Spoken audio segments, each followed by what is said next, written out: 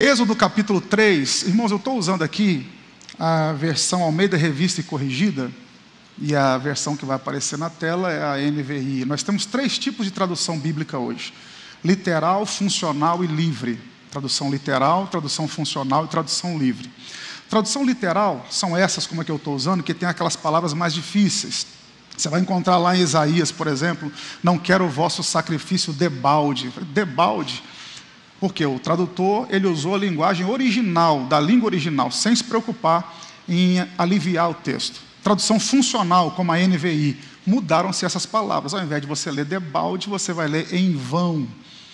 E tem a tradução livre, que o autor pega o conceito do texto e usa as palavras que ele quer. Essas traduções normalmente são perigosas, mas tradução funcional e tradução literal são as melhores. Então eu estou usando a tradução literal, que é a Almeida Revista e Corrigida, mas de repente está usando a NVI, que é uma tradução funcional. Uma palavra ou outra vai mudar, mas isso não vai interferir no sentido espiritual do texto. Amém? Êxodo capítulo 3, eu vou ler do verso 1 até o verso de número 14, é um texto muito conhecido, diz assim: E apacentava Moisés o rebanho de Jetro, seu sogro, sacerdote em Midian, e levou o rebanho atrás do deserto e veio ao monte de Deus, a Horebe. E apareceu-lhe o anjo do Senhor em uma chama de fogo no meio de uma sarça. E olhou, e eis que a sarça ardia no fogo, e a sarça não se consumia. E Moisés disse: Agora me virarei para lá, e verei esta grande visão, porque a sarça se não queima. E vendo o Senhor que se virava para lá a ver, bradou Deus a ele do meio da sarça e disse: Moisés, Moisés. E ele disse: Eis-me aqui. E disse: Não te chegues para cá. Tira os teus sapatos de teus pés, porque o lugar em que tu estás é terra santa. Disse mais: Eu sou o Deus de teu pai, o Deus de Abraão, o Deus de Isaque e o Deus de Jacó. E Moisés encobriu o seu rosto, porque temeu olhar para Deus. E disse o Senhor: Tenho visto atentamente a aflição do meu povo que está no Egito. Tenho ouvido o seu clamor por causa dos seus exatores, porque conheci as suas dores. Portanto, desci para livrá-lo da mão dos egípcios e para fazê-lo subir daquela terra a uma terra boa e larga, a uma terra que emana leite e mel, ao lugar do cananeu e do eteu, do amorreu, do ferezeu, do heveu e do jebuseu. E agora eis que o clamor dos filhos de Israel chegou a mim, e também tenho visto a opressão com que os egípcios os oprimem. Vem agora, pois, e eu te enviarei a Faraó, para que tires o meu povo, os filhos de Israel, do Egito. Então Moisés disse a Deus: Quem sou eu que vá a Faraó e tire do Egito os filhos de Israel? E Deus disse: Certamente eu serei contigo, e isto te será por sinal de que eu te enviei. Quando houverdes tirado este povo do Egito, servireis a Deus nesse monte. Então disse Moisés a Deus: Eis que quando vier aos filhos de Israel e lhes disser: O Deus de vossos pais me enviou a vós, e eles me disserem: Qual é o seu nome? Que lhes direi? E disse Deus a Moisés: Eu sou o que sou. Disse mais: Assim dirás aos filhos de Israel: Eu sou, me enviou a vós. Você pode dizer amém pela leitura da palavra? Irmãos, nesse tempo de estrada, uma das perguntas que eu mais recebo, seja pós-culto, seja via rede social, seja pessoalmente, em várias situações, uma das perguntas que eu mais recebo: Pastor, como eu posso viver o meu propósito? Pastor, o que é propósito? E é baseado nisso que eu quero discorrer nesse texto aqui com os irmãos, para pensarmos juntos em alguns instantes. A palavra propósito, ela é muito comum no nosso crentez. Você sabe que crente tem um dialeto. Crente fala crentez. 2 crentes conversando, só outro crente entende. 2 crentes se encontram. Se for pentecostal, então, 2 crentes se encontram dentro do mercado, um vira para o outro e fala: E aí, varão, como é que foi o manto lá? Foi forte? Quem está de fora fala: Manto forte? O que esse cara está falando? Perguntando se o culto foi bom. É o crentez. E propósito faz parte do nosso crentez, pastor Oswaldo. O senhor ouve isso há décadas. A gente sempre diz a alguém: Deus tem um propósito na sua vida. Há um propósito nisso. Mas nós muitas vezes não entendemos o que é propósito. A literatura cristã é apinhada de bons materiais sobre propósito, e não é meu objetivo aqui esgotar assunto, longe de mim tal coisa. Por exemplo, você já deve conhecer o best-seller do reverendo Rick Warren, Uma Vida com Propósito. Se ainda não leu, recomendo-te a leitura. Mas eu, como um curioso mineiro, gosto de estudar a Bíblia, aprendi com a minha mãe, sempre me dediquei a entender um pouco mais os assuntos e eu procurava, para me completar, uma definição melhor sobre propósito. Fui pesquisar a origem da palavra e descobri algo interessante. A palavra propósito, ela vem do latim. Nosso português deriva do latim. No latim, propósito é proponere. E proponere é a junção de duas palavras, aguça o ouvido. Proponere. O prefixo pro mais a palavra ponere. O prefixo pro significa à frente. Ponere, por, colocar. Repare que no nosso português as palavras que começam com pro têm a ver com futuro. O que é uma promessa? Algo que eu digo agora, uma promícia. Eu digo agora, mas vai cumprir-se no futuro. O que é um projeto? Algo que eu desenho agora, mas vou tirar do papel no futuro. O que é um protótipo? A Apple vai lançar um telefone, faz um modelo primeiro, que é o protótipo, é o tipo daquilo que vai ser lançado no futuro. E o que é propósito? É o proponere, à frente por, ou seja, colocar à frente. Traduzindo, o que é propósito? É aquilo que vai ocupar o seu futuro.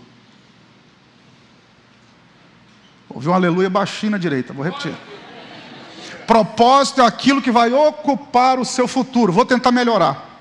Isso aqui não é receita de bolo, porque a vida não é receita de bolo. Pastor, como é que eu descubro o meu propósito? Vou te dar uma dica. O que você não consegue se ver sem fazer no seu futuro? Vou falar de mim. Eu estou com 41 anos, embora não pareça 40, mas é 41. Eu não me vejo aos 70, 80, se Deus me der graça, aos 90, sem pregar o Evangelho. Faz parte do meu propósito. Seja escrevendo, seja via rede social, seja ensinando, não sei de que forma, mas a minha vida vai estar envolvida com a pregação do Evangelho.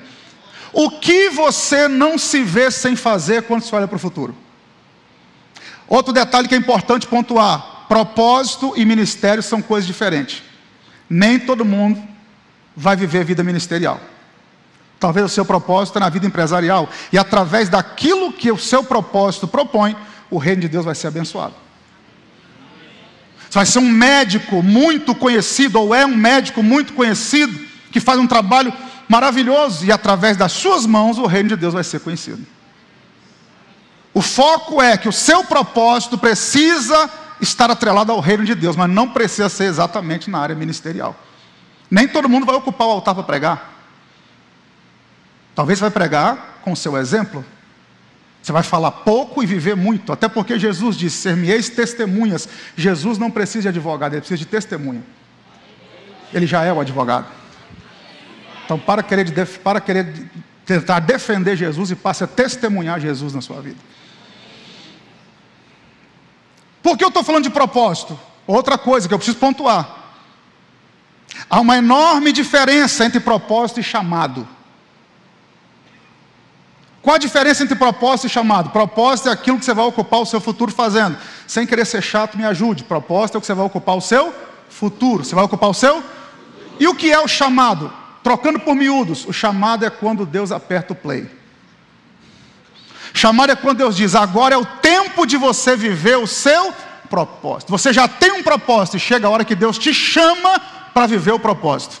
Nem todo mundo atende o chamado, mas todo mundo tem um propósito. Vou repetir porque eu ouvi um amém. Nem todo mundo vai atender o chamado, mas todo mundo tem um propósito. Agora, quem atende o chamado para viver o propósito, experimenta o sobrenatural de Deus. E eu tenho uma boa notícia para te dar. Eu não estou pregando para uma igreja despropositada. Estou pregando para homens e mulheres que têm um propósito gigantesco dentro de si. E vou melhorar. Alguns ainda não estão vivendo o seu propósito, mas eu acredito que hoje é noite de chamado. Está chegando um tempo, eu estou sentindo a presença de Deus, está chegando o tempo que Deus vai começar a apertar o play na vida de muita gente. O que isso tem a ver com o texto que nós lemos? Aguste o ouvido, por favor, porque aqui nós vamos encontrar o chamado de Moisés.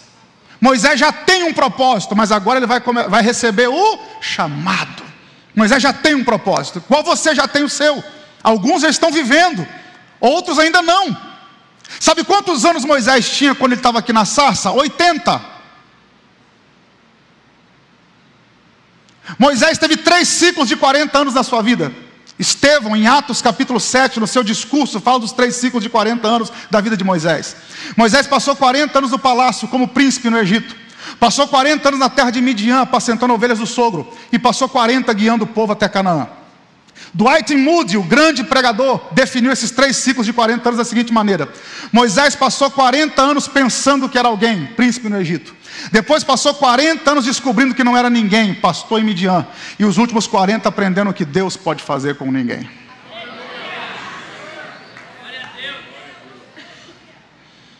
Qual era o propósito de Moisés? Vamos entender qual era o propósito de Moisés? Por favor, Êxodo capítulo 2, verso 1, se puder colocar na tela. O pessoal da mídia, os midianitas. Brincadeira, Deus abençoe vocês. Êxodo 2, 1.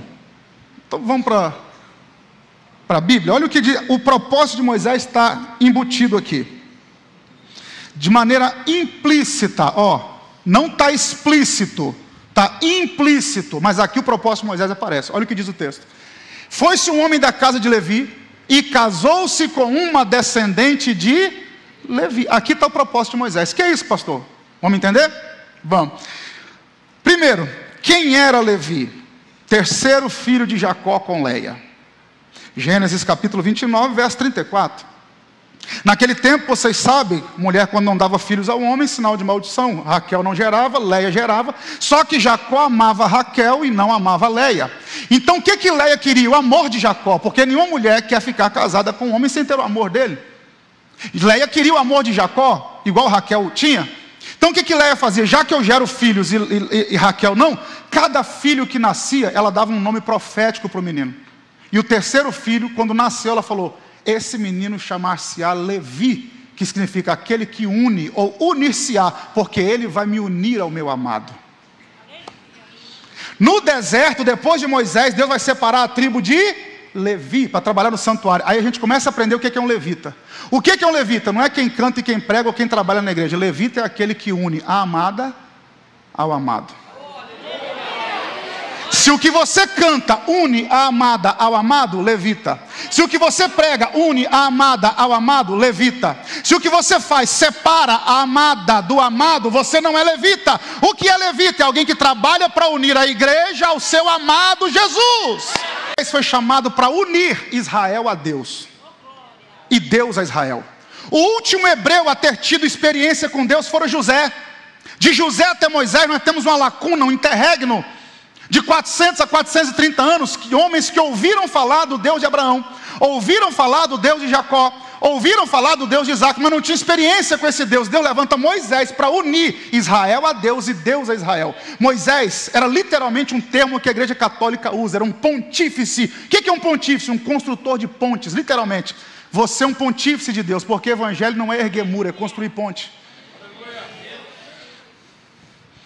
Então Deus chamou Moisés para unir Israel a Deus e Deus a Israel. Moisés nasceu com propósito. E o que é interessante, todo mundo conhece a história. Moisés nasce, tem um decreto de Faraó para jogar as crianças no Nilo. E Joquebede era membro da além do véu, porque ela era inteligente demais. Ela falou: já que Faraó mandou jogar as crianças no Nilo, eu vou fazer exatamente o que Faraó mandou, mas não do jeito que ele mandou. É para jogar no Nilo, mas ele não disse como, então coloca num cesto. E ela fez um cesto de juncos, e o rio Nilo, que já teve o privilégio de ir lá, o rio Nilo é conhecido como o rio dos juncos. Então o que ela pensou? Junco no meio do junco, é tudo junco. Fez um cesto de junco, betumou por dentro e por fora e soltou o garoto. E milagrosamente ele vai parar na mão da filha de Faraó. Quando ela abre o cesto, ela percebe que é um hebreu, e era um assinte, alguém da realeza, amamentar um hebreu, um escravo. Ela diz: não posso amamentar esse garoto. Miriam está na margem do rio, que é irmã de Moisés, 11 anos mais velha que ele.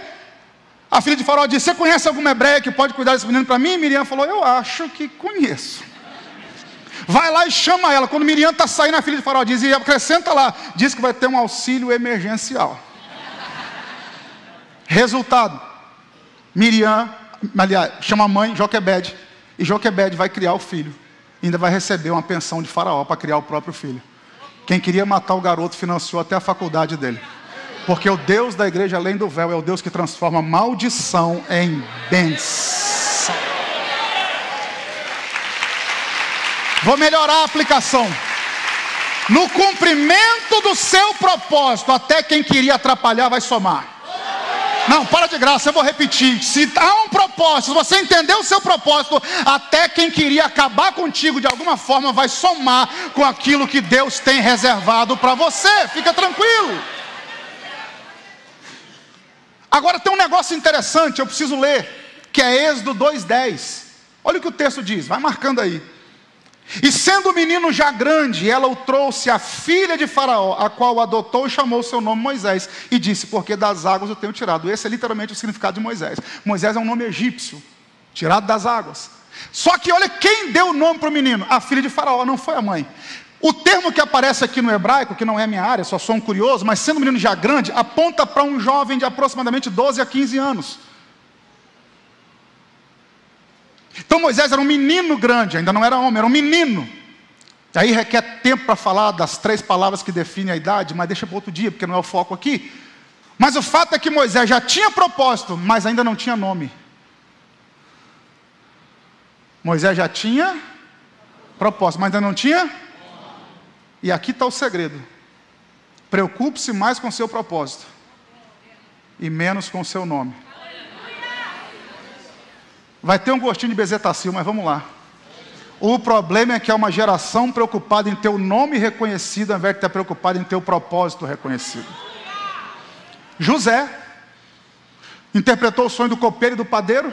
O padeiro morreu, o copeiro ficou vivo. 2 anos depois, o copeiro vai lembrar de José, porque Faraó tem 2 sonhos. Nem tem ninguém que interpreta. O copeiro falou, Faraó, me lembrei quando eu pequei contra o Senhor, fui parar no cárcere, e lá tinha um jovem hebreu que interpretava sonho. O copeiro não disse, lá tinha José, lá tinha um jovem que interpretava sonho. José não foi lembrado pelo nome, foi lembrado pelo propósito. Posso melhorar? O seu propósito vai fazer você pisar onde seu nome não é lembrado. O seu propósito vai fazer você pisar em lugares que seu nome não foi lembrado, mas Deus vai colocar você lá por causa do propósito. Eu sei que Deus está respondendo a oração de gente aqui. Tem alguém comigo nessa palavra? Eu preciso que 5 pessoas acreditem nela. Tem 5 pessoas que acreditam? Eu vou incomodar quem está do seu lado pela primeira vez. Me ajuda aí. Fala assim, o seu propósito vai te levar em lugar que você nem imagina. Fala aí. Seu propósito vai te levar em lugar que você nem imagina. Gente que você nunca imaginou vai lembrar de você por causa do seu propósito. Do seu propósito de vida. Aí vamos continuar a história. Vai ter que ter episódio 2. Verso 11. Êxodo 2:11. Êxodo 2:11. Vai anotando aí. E aconteceu naqueles dias, agora não é mais um menino. E aconteceu naqueles dias que sendo Moisés já o quê? Homem. Saiu a seus irmãos e viu seus labores penosos, ou atentou nas suas cargas. E viu que certo egípcio espancava um hebreu do seu povo. Vou sintetizar a história, não precisamos ler para a gente ganhar tempo. Moisés está passando entre os escravos, e ele percebe que tem um egípcio afligindo um hebreu. O sangue de Moisés ferve. Morava em São Bernardo.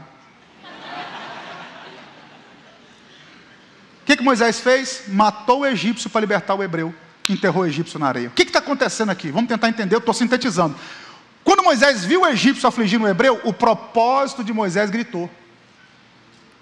Qual era o propósito de Moisés? Libertar hebreu da mão de egípcio para encontrar com Deus. Moisés viu o hebreu sendo afligido e falou, é hora. Moisés faz exatamente o que Deus chamou ele para fazer, mas do jeito errado e na hora errada. Primeiro, não era Moisés que ia matar os egípcios, era Deus. Segundo, não era para enterrar na areia, Deus ia enterrar no Mar Vermelho. Para de graça. O Mar Vermelho é seu cemitério. Aqui está o problema. Aguça o ouvido. Moisés não entendeu que não era o tempo do propósito, porque todo propósito tem um tempo. Deus chamou Moisés para libertar hebreu da mão de egípcio. Agora só tem um detalhe. Deus não chamou Moisés para libertar um hebreu da mão de um egípcio. Era para libertar todos os hebreus da mão de todos os egípcios. E quantas vezes por causa do pouco a gente perde o muito. Por causa de um hebreu, a gente atrasa o propósito 40 anos. O cara tem um chamado para pastorear, mas por causa de 10 crentes rebeldes, ele sai debaixo da bênção e decide trocar os pés pelas mãos. Qualquer proposta, compra ele. Quem não entende o tempo do propósito. Eu gosto, vou voltar a usar José como exemplo. Irmão, José foi vendido por seus irmãos em Gênesis 37. Como é que era a dinâmica na casa de Jacó? Jacó teve 13 filhos, uma menina e 12 meninos. O caçula Benjamim ficava do lado direito de Jacó, porque Benjamim quer dizer filho da mão direita, era o caçula, ficava do lado de Jacó. Os 10 mais velhos ficavam no campo trabalhando, e José ia e vinha. Benjamim com o pai, os 10 mais velhos no campo trabalhando, e José ia e vinha, levava o recado do pai, trazia informação dos irmãos. Quando José foi vendido, quem vendeu José foram esses 10. Benjamim não estava lá na venda, na traição. Mas quando José reencontra seus irmãos, quem é que está indo comprar comida no Egito? Esses mesmos 10 que venderam ele. Quando José vê os 10, eles não reconhecem José, mas José reconhece eles. Por quê? Porque eles estão do mesmo jeito, José é diferente. Eles não são pastores de ovelhas, José já é governador. Porque todo traidor para no tempo. Ele não muda nunca, é do mesmo jeito a vida inteira. Foram comprar comida no Egito. José olhou para eles e falou: conheço essa galera, vou cantar sabor de mel. Quem me viu passar na prova e não me ajudou, vai me ver na bênção e vai arrepender. José falou: não, sou crente, não vou cantar sabor de mel. O que José fez? José olhou para os 10 e falou assim: vocês são espias aqui. Não, nós não somos, nós temos um irmão mais novo chamado Benjamim, um pai chamado Jacó. José falou: era uma estratégia. Só libero, faz o seguinte, vou prender um de vocês, Simeão fica aqui. Só libera esse cara aqui contra o sério tal do Benjamim. Ele queria encontrar porque Benjamim é filho de Raquel também. É o único irmão por parte de pai e mãe que ele tem. Primeiro ano da fome. Voltaram para casa e disseram assim: pai, o governador prendeu o Simeão, falou que só libera ele quando o senhor soltar, quando o senhor liberar Benjamim. Jacó falou: já perdi José, já perdi Simeão, não vou perder Benjamim. Só que eles não sabiam que a fome ia durar 7 anos. Segundo ano da fome, acabou a comida em Canaã. Jacó falou: gente, lembra de Simeão? Não está lembrando de Simeão, é porque a barriga doeu, chegou a fome. Porque tem gente que só lembra de você quando a barriga dói. Se não tivesse fome, Simeão estava preso até hoje. Jacó falou: vai lá comprar comida, aproveita e leva Benjamim para soltar Simeão. Aí quando eles levam Benjamim, que José se reencontra com os irmãos, Gênesis 45, ele manda trancar a casa, coloca os empregados para fora, pastor Sidney, bota todo mundo para fora e faz o quê? Chora e diz: eu sou José, aquele que vocês venderam para o Egito. Mas Benjamim não ajudou a vender ele para o Egito. E eu fiquei pensando: por que José só esperou Benjamim chegar para se revelar, se Benjamim não ajudou a vender? Qual era a lógica? Quando os 10 chegaram no primeiro ano, o que era para dizer? Foram vocês 10 que me venderam, vou me revelar para os 10. Mas ele esperou Benjamim chegar, porque José entendia do tempo do propósito. Me pergunte por quê. Fraco demais. Me pergunte por quê. Porque nos 2 sonhos que Deus deu a José, nunca foi 10 estrelas nem 10 feixes de trigo. Sempre foi quanto? José olhou e falou: parece que é a hora, mas ainda falta Benjamim. Deus não cumpre 90% da promessa. É 100%. Posso liberar a palavra? Benjamim está chegando na sua vida. Benjamim aponta para o tempo do propósito. Eu estou sentindo graça de Deus aqui. Eu estou sentindo a presença de Deus aqui nessa palavra. O seu Benjamim, que é o timing de Deus para o seu propósito, está chegando. Alguém acredita nessa palavra? Alguém recebe essa palavra? Está chegando a hora de viver o seu propósito. Então não se precipite. Não mate o egípcio por causa do hebreu. Deus tem mais para você. Calma, Moisés, não faça isso. Moisés matou o egípcio e enterrou na areia. Outro erro de Moisés: enterrar egípcio na areia. Irmãos, quando eu li isso aqui, eu lembrei de alguns anos atrás. Levei meus filhos, eram bem pequenos, levei eles para passear lá em Natal, no Rio Grande do Norte. Se tiver algum irmão potiguar aqui, meu abraço. Morro do Careca. Tem um passeio de bugre. E o cara pergunta: é com emoção ou sem emoção? E o golpe está aí, cai quem quer. Meus filhos pequenininhos. Eu pensei comigo: a vida é emocionante. Falei: tá que emoção nesse negócio, que eu quero esses meninos preparados para a vida. E o cara descia as dunas de 30 metros a 40, 50 por hora, os meninos gritando e eu me divertindo, imaginando Deus com a gente, colocando emoção na nossa vida para nos preparar para os desafios futuros. E aí eu sou mineiro, sou curioso demais. O irmão dirigindo nas dunas, pastor Wagner. E eu era crente, o irmão Jânio, crente da Assembleia de Deus. Eu falei, irmão Jânio, deixa eu dirigir esse bugre. Ele falou, pastor, não pode. Eu falei, por que não pode? Ele falou, porque tem fiscalização. Aí eu fiz igual Moisés, olhei para um lado e para o outro, falei, tem ninguém vendo. Só tem areia, deixa eu dirigir o bugre. Ele falou, pastor, não pode, por quê? O senhor tem que conhecer a geografia do lugar. Eu falei, me explica melhor. Ele falou, a gente passa aqui agora, não tem nada. Daqui 2 horas, 3 horas, tem um tronco, tem uma pedra. Mas por quê? Ele falou, porque o vento muda a areia de lugar. Moisés enterrou o egípcio na areia, mas esqueceu de um detalhe. O vento muda a areia de lugar. Sabe qual é o nosso erro? Querer tapar os nossos erros com areia. A areia não cobre pecado. Não dá para varrer para debaixo do tapete. O que perdoa o pecado é o sangue de Cristo Jesus. Aquele que confessa e deixa alcança a misericórdia. Eu tomei essa premissa na minha vida. Você só se torna maior do que seu erro quando você assume ele. Enquanto você não assumir seu erro é maior do que você. Mas o dia que você assume que você errou, ninguém pode jogar mais na sua cara, porque você assumiu o seu erro, você se tornou maior do que ele. Deus pode restaurar qualquer situação, desde que você assuma que errou. Moisés enterrou o egípcio na areia, no outro dia tem 2 hebreus brigando, ele vai lá separar a briga, o cara fala, vai me matar igual matou o egípcio? Resultado, a notícia corre, e Moisés tem que fugir para a terra de Midian, porque matou o egípcio. De príncipe do Egito a foragido, a procurado. Resultado, Moisés vai ficar 40 anos no deserto. E quando nós lemos Êxodo 3:1, acabei a introdução agora, estou brincando. Quando a gente chega em Êxodo 3:1, o texto diz que Moisés apacentava as ovelhas do seu sogro Jetro, atrás do deserto. Pastor Odete, se no deserto já é tenso, imagina atrás dele. É lá que Moisés estava, no ermo, na terra de Midian. Por causa do seu erro, Moisés vai parar em Midian. Por causa da precipitação, Moisés vai para Midian há 40 anos. Midian, na sua forma hebraica de se escrever, traduzido para o português, com A e tio, não com A e N, como nós escrevemos aqui no Brasil. Midian significa aflição. Moisés ficou 40 anos na terra da aflição porque se precipitou. Sabe como é que nós somos? Alguma coisa está dando errado. Ou é Deus me provando ou é o diabo me tentando. Só que tem coisa que não é nem Deus provando e nem o diabo tentando, é você se precipitando. O glória diminui, mas eu continuo pregando do mesmo jeito. Vamos embora. E a gente quer botar na conta de Deus, na conta do diabo. Fomos nós que nos precipitamos e o diabo se aproveitou da sua precipitação. E agora Moisés fica 40 anos em Midian. E aí eu quero conjecturar, porque a Bíblia não diz, mas eu quero conjecturar com muito cuidado. 3 regras para se conjecturar num texto. Eu não posso inventar nada no texto, eu não posso colocar o texto contra o texto, eu não posso desmentir o texto.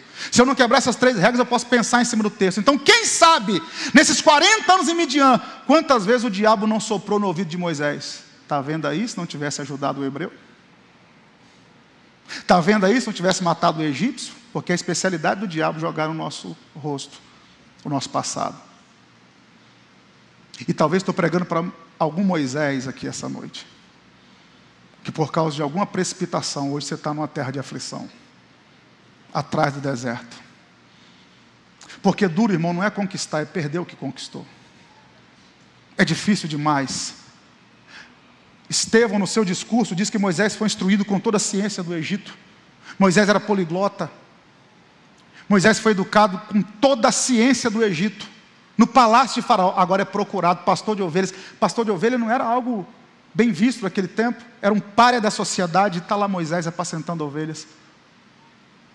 Imagina quantas agruras não havia na alma de Moisés por ter perdido tudo que perdeu. Ele ainda não tinha tido um encontro com Deus. Imagina quanta angústia, imagina quantas vezes Moisés não fez uma introspectiva e arrependeu-se. Por que eu fui ajudar aquele hebreu? Quem sabe eu estou pregando para a gente aqui, que quando dá aquela ajeitada no retrovisor da vida e olha para trás, fala, meu Deus, eu já fui, já tive, já fiz, não sou, não faço e não tenho, por erros que nós cometemos, por palavras que não deveríamos ter dito, ações que não deveríamos ter feito, erros que nós cometemos e tentamos esconder com a areia, e agora o diabo usa isso para ferir a nossa alma. Eu tenho uma palavra do céu para você aqui essa noite. E a palavra é: para cada Moisés angustiado no deserto, Deus tem uma sarça queimando para mudar a história dele. Eu preciso que alguém receba essa palavra. Tem alguém comigo nessa palavra? Então vou liberá-la. Ei, tem uma sarça queimando para virar a página da sua vida. Tem uma sarça queimando para recomeçar a sua vida. Tem uma sarça queimando para recomeçar a sua vida sentimental. Tem uma sarça queimando para você recomeçar nos negócios. Tem uma sarça queimando para você ser feliz de novo. Tem alguém comigo aí? Tem alguém comigo aí? Ei! Deus vai resetar alguma coisa na sua vida. Aleluia! Aleluia! Aleluia! Aleluia! Moisés cuidando de ovelha, pastor Wagner. Uma ovelha balindo aqui, outra ovelha balindo ali. De repente Moisés olha, tem uma sarça queimando. E sarça queimar no deserto era coisa comum. Alguns dizem que a seiva da sarça era inflamável, outros que a folha o era, mas o fato é que o que chamou a atenção de Moisés no texto não foi a sarça queimar. Nós já lemos o texto, eu vou adiantar aqui. Ele diz: vou me aproximar para ver por que ela não consome. Ela queima e não consome. O que chamou a atenção de Moisés não foi ela pegar fogo, foi ela não se consumir. Passo aqui 10 minutos, sarça queimando, 20 minutos, sarça queimando, 30 minutos, sarça queimando, 1 hora, sarça queimando. Já era para ter sido consumido. Por que ainda não foi? Nota de rodapé, como diz meu amigo reverendo Hernandes Dias Lopes. Nota de rodapé. Essa sarça nos representa muito bem. Por quê? Porque alguém nos vê no calor da aflição e fala: já era para ter sido consumido. Por que não acabou? Porque o fogo que nos queima não foi homem que acendeu. Moisés falou: já que essa sarça não consome, vou me aproximar. E Moisés vai caminhando a passos largos. Quando Moisés vai caminhando, Deus viu. Moisés morava em São Bernardo, ele ia chegar lá. Deus falou: se eu deixar, ele pisa aqui na sarça.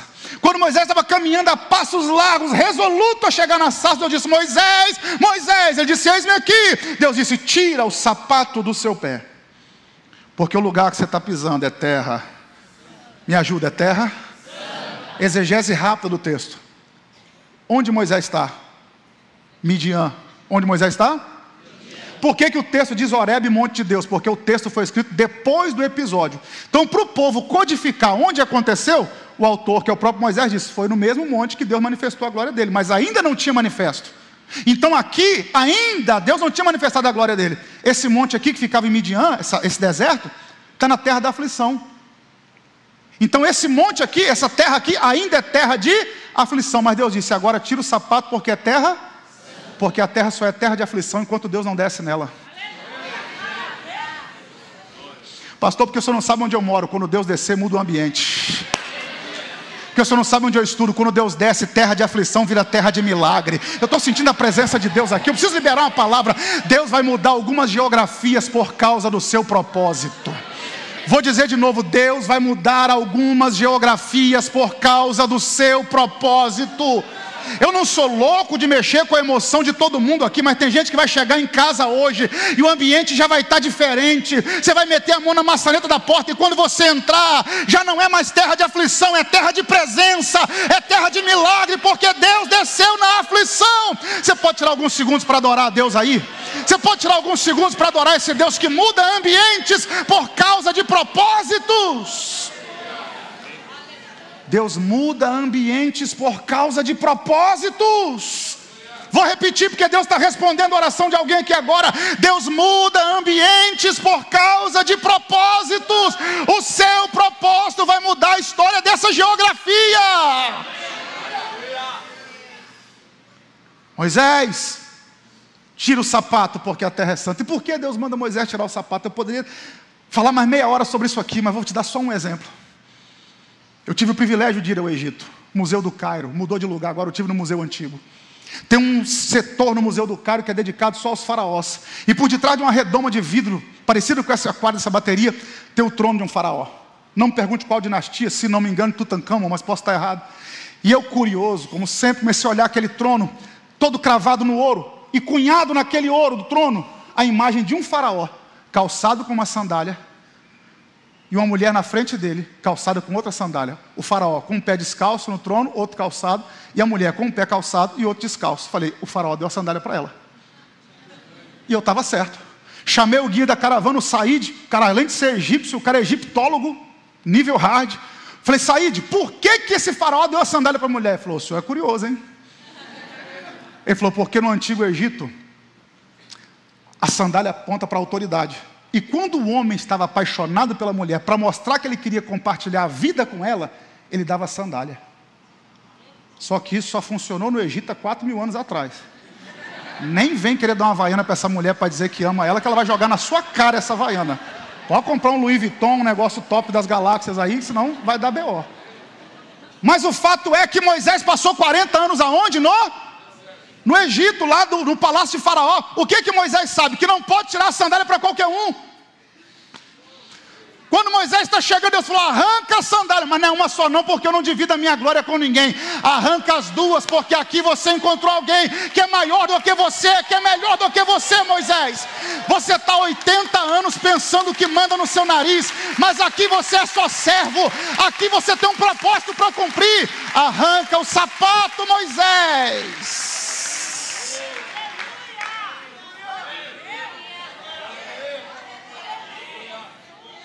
Por que arranca o sapato? Primeiro, por causa da autoridade. Segundo, eu ia falar só uma, vou falar duas. Porque nós temos 3 solas em jogo aqui.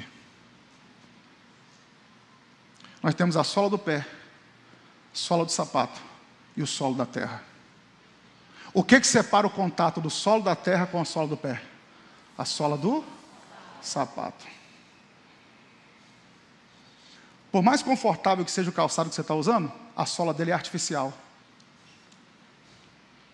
Eu estava em Goiânia pregando, deixaram um casal para cuidar de mim, que é comum isso, né? Você vai pregar, deixa alguém para cuidar de você. Fomos almoçar, papo vai, papo veio. O pastor falou, eu vi que você gosta de sapato. Eu falei, eu gosto. Falei, cara, vou te abençoar. Eu falei, amém. Vou te vender um sapato pela metade do preço. Falei, qual o valor, varão? Ele falou, R$2.500. É um Louis Vuitton. Eu falei, por R$2.500 eu te dou meu pé.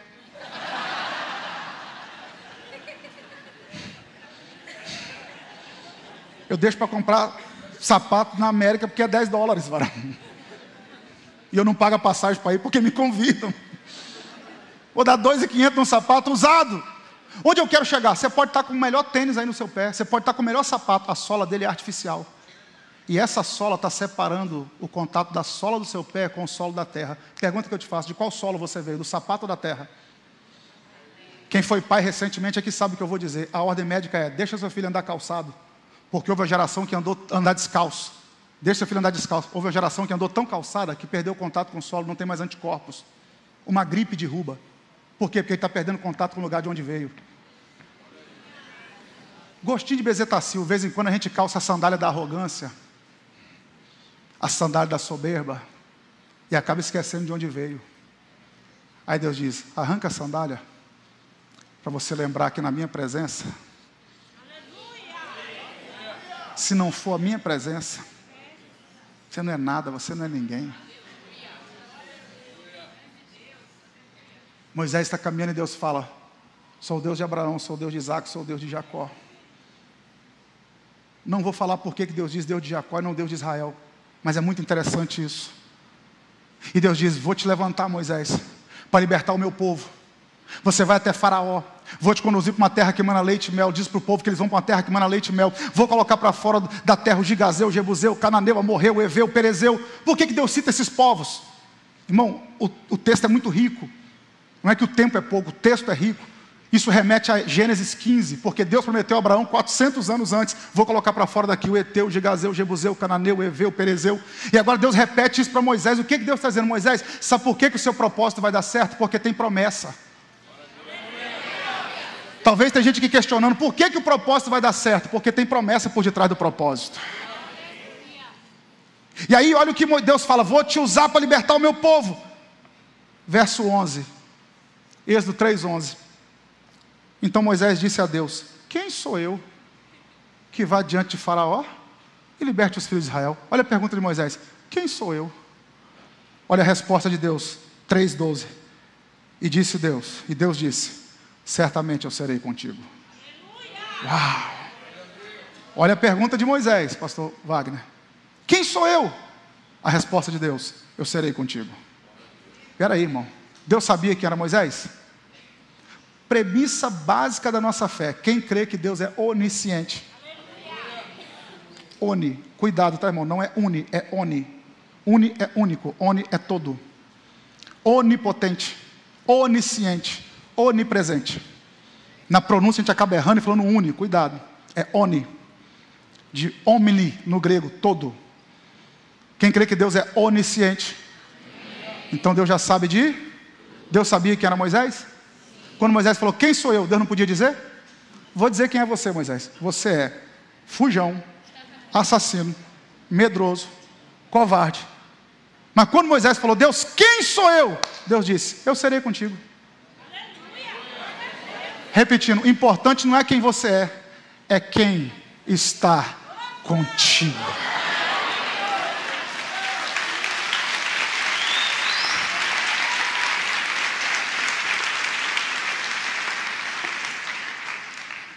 Você acha que Deus está te chamando para te conhecer? Vou te chamar, vem cá, me diz quem você é. Que você é filho de quem mesmo? Ah, conheço sua mãe. Você acha que Deus está te chamando para você contar para Ele quem você é? E a gente quer se justificar diante de Deus. Deus nos chamou apesar de nós sermos quem somos. Deus nos chamou apesar das nossas debilidades, defeitos. Ele nos chamou independente disso. Ele está dizendo, é a minha presença que faz a diferença. Eu serei contigo. Você me ajuda? Segunda vez que eu vou incomodar quem está do seu lado. Prega comigo. Libera essa palavra para uns 4 aí. Fala, ó, Deus é contigo. Deus é contigo. Parece uma resposta simples, né? Mas pode ser a resposta da oração de alguém. Alguém que o diabo estava minando a mente dele. Você não é nada, você não é ninguém. Você jogando os seus pecados na sua cara. Aí Deus vem e diz, eu sou contigo. E aí para a gente orar, para a gente encerrar, que eu não quero ficar mais 3 anos sem vir. Eu preciso voltar esse ano ainda. Eu creio. A igreja ora por mim. Estou vendo uma insurreição aqui, mano. Pastor Oswaldo, eu sou seu voluntário. Para serviço leve. Bater laje, virar massa, chama os obreiros aí. Eu não, tá? Eu tenho hérnia de disco, não posso. Senhor, quem sou eu? Eu serei contigo. E aí, verso 13 e 14, a gente ora. Olha isso aqui. Então disse Moisés a Deus, em outras palavras, tá? Senhor, entendi, o Senhor vai me usar, apesar de eu ser quem sou. Ok. Aí Moisés disse, só tem uma questão. Quando eu for diante dos filhos de Israel, e disser para eles assim, o Deus de vossos pais me enviou. Eles vão perguntar, qual Deus te enviou? O que é que eu digo para eles? Então me faz um favor, Deus, me fala seu nome. Se o Senhor disser seu nome, fica mais fácil. Moisés entendia da primeira regra de empatia. Nome. Você está no ambiente, alguém diz psiu, ei, oi, você não olha, agora você fala seu nome, você olha na hora. As 2 primeiras palavras que você aprendeu na vida, não e seu nome. Você ia fazer alguma coisa, sua mãe dizia, não fulano, não fulano. Então você pode estar em qualquer ambiente. Se alguém gritar sim, você não olha, mas se usar não, todo mundo olha, opa, tem alguma coisa errada. Porque a primeira palavra que você aprendeu foi não, e depois o seu nome.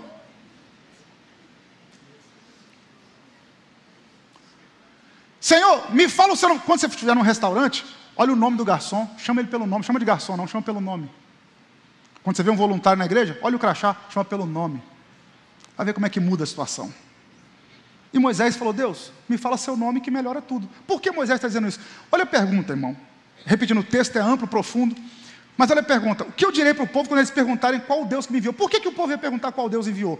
Porque nós temos ali 600 mil homens, fora mulheres e crianças, 2,5 milhões de pessoas aproximadamente, que foram forjados no Egito. São 4 gerações no Egito, e o Egito é politeísta. São mais de 2.000 deuses no Egito. Tudo é Deus no Egito. Besouro é Deus, areia é Deus, água é Deus, rã é Deus, sol é Deus, lua é Deus. É um Deus para cada coisa. O Deus Ra é o Deus Sol, o Deus Sete é o Deus da guerra. Ísis é a deusa do Nilo. Tudo tem um Deus. E aquele povo está acostumado, um Deus para cada coisa.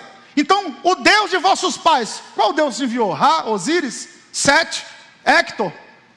Qual Deus que te enviou, Moisés? Então Deus disse, Moisés falou, me fala o seu nome, que eu falo para o povo, e eles vão saber qual Deus que enviou. Quer saber meu nome, Moisés? Por favor, Deus, diga seu nome para eu falar para o povo. Põe tinta na caneta. Qual o seu nome, Deus? Anota aí, Moisés. R-E, Asher, R-E. Que traduzido é, eu sou o que sou. Você é resultado do que era, e será resultado do que é. Eu não. Antes que houvesse dia, eu não era. Eu sou. Toda a onisciência, a onipotência, a onipresença, santidade, justiça, equidade, todos os atributos incomunicáveis de Deus numa frase só: eu sou o que sou.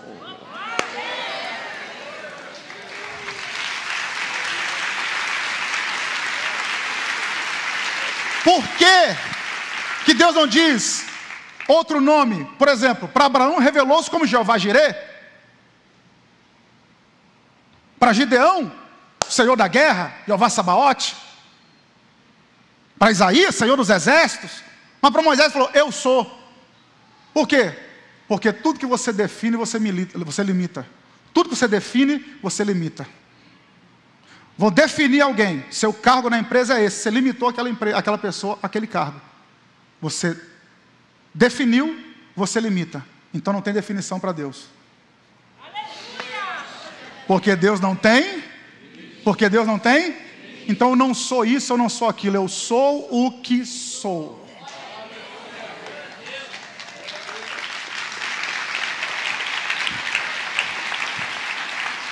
Tem um desdobramento da interpretação. Um desdobramento da interpretação que seria mais ou menos o seguinte: eu sou o que você precisar que eu seja. Todo mundo sabe disso. Detalhe: Deus não é o que você quer, Ele é o que você precisa. Vou repetir: Deus não é o que você quer, Deus é o que você precisa. Porque nem tudo que você quer, você precisa, nem tudo que você precisa, você quer. Eu quero uma BMW X6. Me pergunte se eu preciso. Meu carro me leva onde eu tenho que ir, mas eu quero. Não preciso, mas quero. Mas você não precisa, mas eu quero. Agora, eu preciso de academia. Eu preciso de dieta. Me pergunte se eu quero. Então tem coisa que a gente quer, mas não precisa. Tem coisa que a gente precisa, mas não. Deus falou: eu não sou o que você quer, eu sou o que você. Deus não é remédio, é cura. Remédio é o que você quer, cura é o que você precisa. Deus não tem uma resposta para você, Deus é a resposta para você.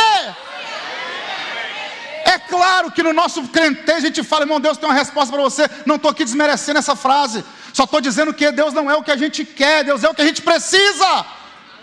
Quando Deus disse assim para Moisés: eu sou o que sou, olha o que Deus estava dizendo. Para a gente poder encerrar para valer mesmo agora. Deus disse o seguinte: Moisés, é impossível alguém me conhecer no primeiro encontro. Vou repetir, olha o que Deus está dizendo para Moisés: Moisés, é impossível alguém me conhecer no primeiro encontro. Por quê? Porque não dá para me conhecer na totalidade. Deixa eu te dar uma notícia boa: nós vamos para a eternidade com Deus. Vamos passar de eternidade a eternidade e não vamos conhecer Deus na totalidade. Porque o dia que nós conhecermos Deus na totalidade, Ele perde a divindade. O que é divino não é conhecido. Porque o divino você só vive, só experimenta pela fé. Então Deus não se revela na totalidade. Não tem como nós conhecermos na totalidade. Então Ele está dizendo: Moisés, ninguém me conhece no primeiro encontro. Como assim? Eu vou me revelando ao longo do caminho. Por que você acha que em Gênesis 12, quando Ele chamou Abraão, dá uma olhada no termo original que aparece ali, eu pergunto para o pastor Wagner depois. Sai-te a terra que eu te mostrarei. Sai-te, lech-lehá, ou lech-lehá no hebraico. Sai a ti mesmo para a terra que eu te mostrarei. Abraão, importante não é o caminho, o importante não é o destino, é quem você vai se tornar ao longo do caminho. E eu vou me revelando de acordo com a necessidade. Moisés, fala para o meu povo que eles vão me conhecendo de acordo com a necessidade. Como assim? Quando tiverem com sede, eu sou a água. Se tiver com fome, eu sou o pão. Se tiver perdido, eu sou o caminho. Se tiver doente, eu sou a cura. Se precisar de provisão, eu sou o provedor. Se for os ramos, eu sou a videira. Se for ovelha, eu sou pastor. Se tiver com calor, eu sou aquele que aquece. Se tiver com frio, eu sou aquele que aquece. Se tiver com calor, eu sou aquele que refresca. Se tiver na guerra, eu sou o Senhor dos exércitos. Se tiver no começo, eu sou o alfa. Se tiver no fim, eu sou o ômega. Se tiver morto, eu sou a ressurreição e a vida. Eu sou o que você precisar que eu seja. Eu sou o que você precisar que eu seja. Eu não sei qual a sua necessidade essa noite, mas Deus quer se revelar de acordo com a sua necessidade. Se é cura, recebe cura. Se é provisão, recebe provisão. Se é uma porta, recebe essa porta. Tem alguém sentindo a presença dele aqui? Tem alguém recebendo essa palavra aqui? Você pode ficar de pé adorando a Deus aí comigo, irmão. Deus quer se revelar de acordo com a sua necessidade.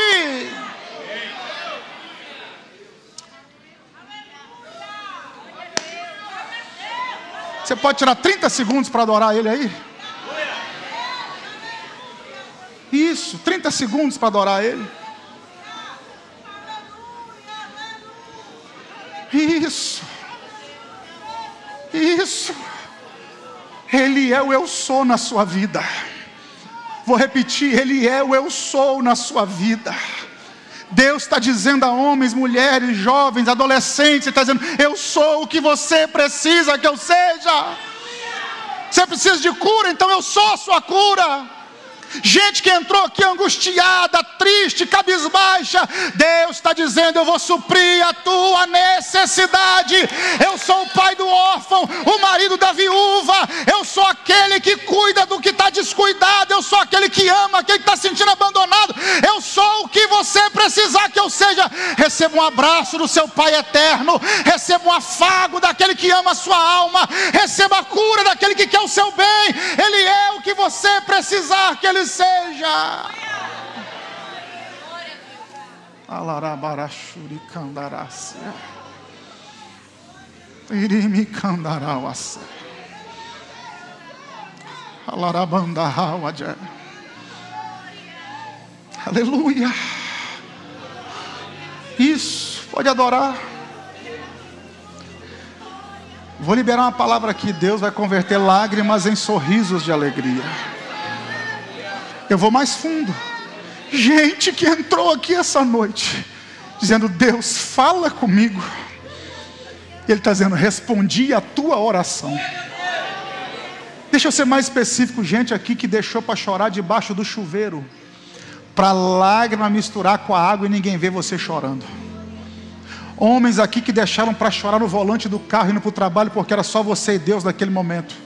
Deus está dizendo: eu conheço a sua aflição. Eu sou o que você precisar que eu seja. Oração que você fez com a cara no travesseiro para ninguém ouvir. Está dizendo: eu ouvi a sua oração. Eu sou o que você precisa. Você pode pregar comigo pela última vez aí? Mas com muito carinho, com muito respeito. Coloque a mão no ombro de alguém e diga assim: Deus é o que você precisa. Deus é o que você precisa. Ele é o conforto, Ele é o consolo. Como disse o sábio, Ele é o amante da sua alma.